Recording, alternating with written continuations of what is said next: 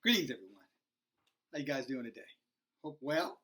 DFG here, Gideon's Flight. Hey guys, a couple of things have come to my mind today in reflection. I don't you think I'm just making this shit up. In reflection, on as far as what I need to share with you. Okay, and two things. All right, and they're both centered around who influences who. Okay.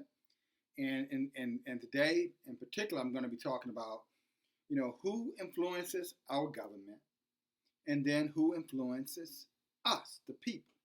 All right? Who influences the government and then who influences, the people.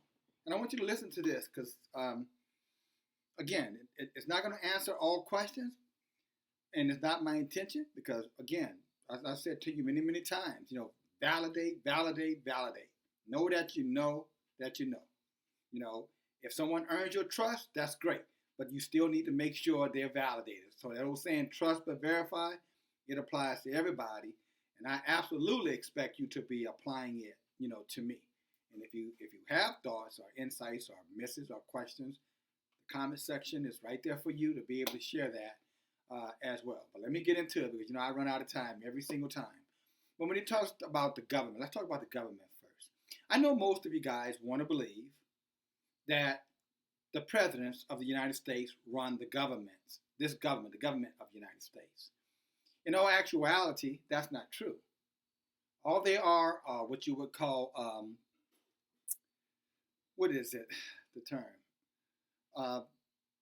They're figureheads. That's the word. They're figureheads. A figurehead is someone that's put in place to give the impression that they're in charge so that when people have grievances or people have questions or concerns, then there's someone to deflect onto. All right? If you're in retail, if you know anything about my background, it wasn't, in executive level, mid-level, executive retail. And I remember whether I was running districts or whether I was running, warehouses. I was the person in charge for the execution, but I was never the person in charge of the business itself, the company. I was told that you're responsible for what happens here, but ultimately you do whatever we tell you to do. The people that I led could not see were the people who were actually in charge of the things that I was asking the people to do. All right, the people I'm gonna say it again.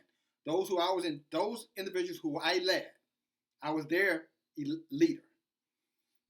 They saw me as the figurehead. Or, oh, that is him coming.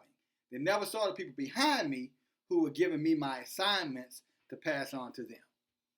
And so they always looked at me as though I was the figurehead or the go-to person, when in all actuality, I was powerless. I was only authority. I had authority, but I had no power. So your president of the United States is the same way. He has authority, but he has no power. And so when you look at the last two presidents, give you an example.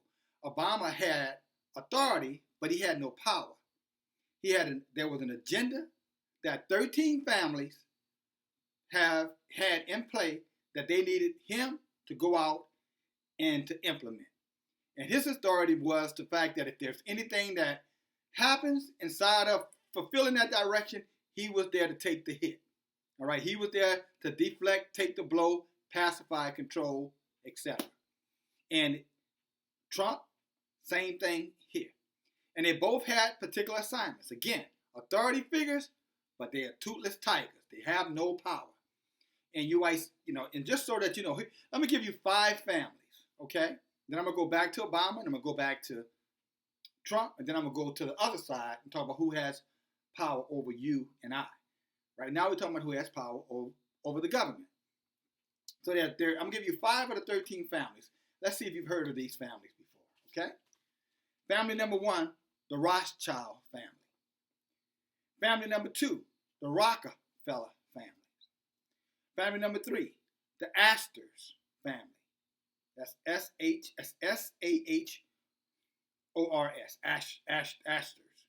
Ashers. And number 4, the DuPont family. And then number 5, the Morgan family.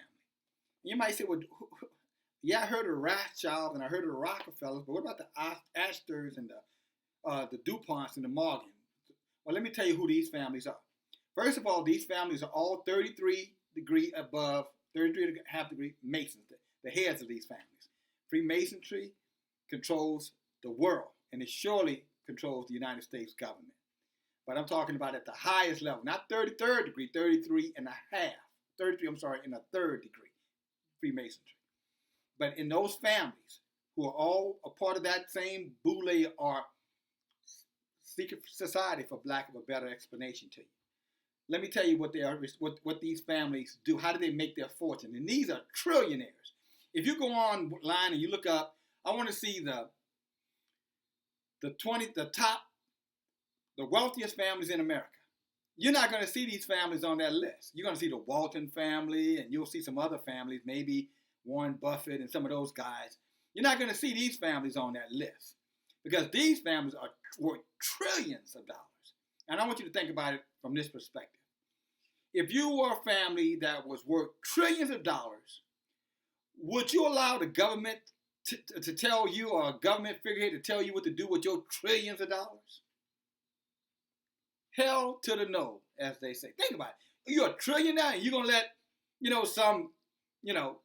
any figure. You're going to let nobody tell you what to do with your money. You're going to decide how your money gets spent, how your money gets utilized, and what's in the best interest of your money. These families, these 5 families that I just mentioned to you, are part of that 13 family group that I just mentioned to you. That 1% that owns something like 70% of the nation's wealth, the world's wealth. But let's get back into what these families do. The Rothschilds family, okay, that's banking. They're in the banking business. The Rockefeller, that's petroleum, all gas. The Astor family, that's investments. That's business investments. Their early pioneer, their early great-great-grandfather was trading in furs, and then later on he had a monopoly of all the fur in the United States. At one time, he was the richest man in America. Okay?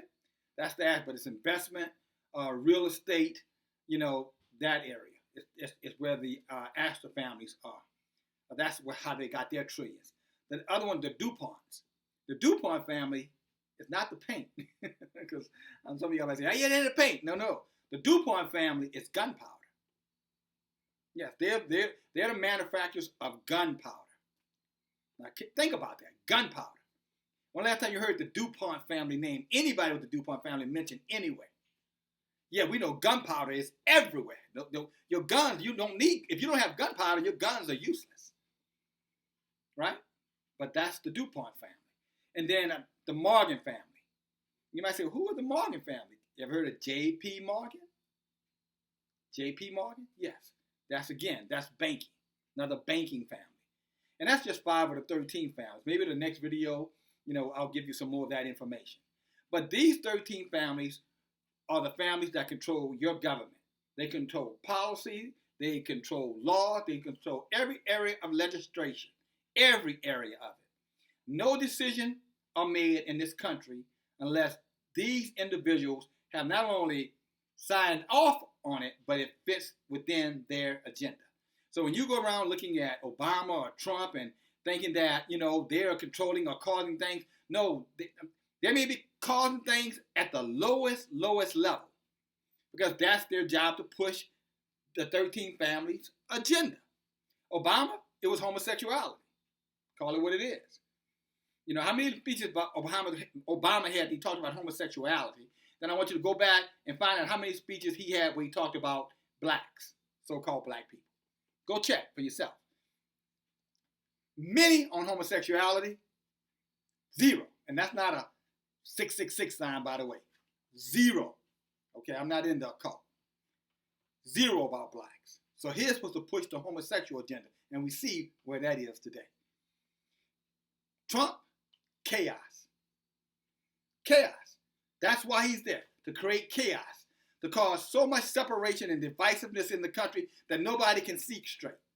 Every single day is this or that with him. Just constantly got everybody fighting, everybody in total chaos, everybody in disagreement. No one knows, their ass from their heads. I mean, I know you do, but you know what I meant by that, right? He is there, and he was selected, as Obama was selected, to be there to push that agenda. Because as long as they got us fighting, as long as they have us confused, they can continue to push a broader agenda. And typically it comes right back down to fleecing the flock, to enrich themselves at your expense, and more importantly, at your tax dollar revenue expense, and again, to control population. I know some of you guys may not want to hear that, but that 13 family have another agenda. They want to reduce the population of the world down to like 500 million people. You got about 7 billion right now. And I can talk about other things that they're using. And you've heard me talk about some of those things already. Planned Parenthood is one example. But I can go into other areas. The opioid crisis is another one. 70,000. Deaths. And I can go into war. I can go into a lot of different areas, guys. But I won't. Not right now, for the sake of time. All right. I already spent more time on that than I intended.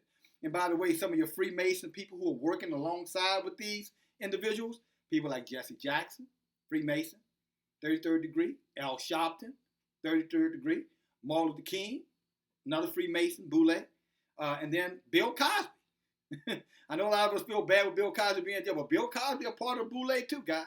He's right in there with him. You notice he ain't telling nothing why he's in jail. He's real quiet. He's accepting his time, as they say, gracefully. Most of us are more concerned about him being in prison than he is. What did that tell you? He's a good secret keeper. All these guys are secret keepers. And then if you go on to the religious side of it, you know, and because of time restraints, and I won't have time to get into depth, and I do apologize for that. But when you start looking at the religious aspect, that's where all your mega churches come into play. All your super preachers, the T.D. Jakes, Joyce Myers, Creflo Dollar, Joel Osteen, name a few. Who else I can talk about? The new one now who took Eddie Long's child molesting place, Jamal Bryant. Who's somebody's Benny Hinn. All these guys are a part of that. All right, and they're getting paid to teach and preach a certain agenda, and they stay away from certain subjects. That's how you know that they're part of the system. Because think about it. You can go into any of these religions to see if you hear them talking about abortion, talking about people on welfare, getting off welfare, talking about black on black crime, talking about racism. They're not talking about fornicating. They're not talking about any of that stuff in these churches. It's all about pie in the sky, enriching yourself, right? Because they're part of that agenda too. They're part of the 33. All those guys that I just mentioned are 33 degree Masons, if not higher. And people like Joyce Meyer and some of these other ones, the Paula Weiss, they're with Eastern Star. Trust me, all the same organization. Okay? And I say that because, again, I just want to be sure, again, that as you start to identify, you know, what are you up against? You know, when you start looking at how do you end this oppression? Or you begin to understand, well, not how you end it, but who's the source of the energy of this oppression? Root cause, right? Where's root cause? I just told you. You got 13 families that are hidden families, trillionaires that you don't see, but that pretty much control everything that you hear, see, know, and understand. All of your media, whether it's entertainment, the news, even athletics, everything that entertains you to distract you. And then you got the churches to cover the other level, the spiritual level. So you got government, the carnal level, those are the people, the unbelievers, even though some believers are over there too. And then you got the church to capture the believers. Throw white Jesus on them and some other, you know, Islam on them or Hinduism on them or some other, you know, Elijah Muhammad or Farrakhan, some other shit on him. He's a part of it too, by the way, just so you know. All right? Farrakhan. They throw these people at you because that sticks and that gets you talking and keeps you distracted. And then they can continue to push their ultimate agenda, and that is to control the world, one world government, and to eliminate probably about 8/10 of mankind. I know that might sound a little depressing, but you should know the truth. I'm going to finish up with the scripture, see if I can do this fast. In our history book, Ephesians 6:10. It says, finally, my brethren, be strong in Yahuwah in the power of his might. Put on the whole armor of Yah, that you may be able to stand against the wiles of the devil. For we wrestle not against flesh and blood, but against principalities, against powers, against the rulers of the darkness of this world, against spiritual wickedness in high places. How about that? Out of the history book. Just told you who it is. Spiritual wickedness in high places. More to come. And as always, guys, thank you for listening.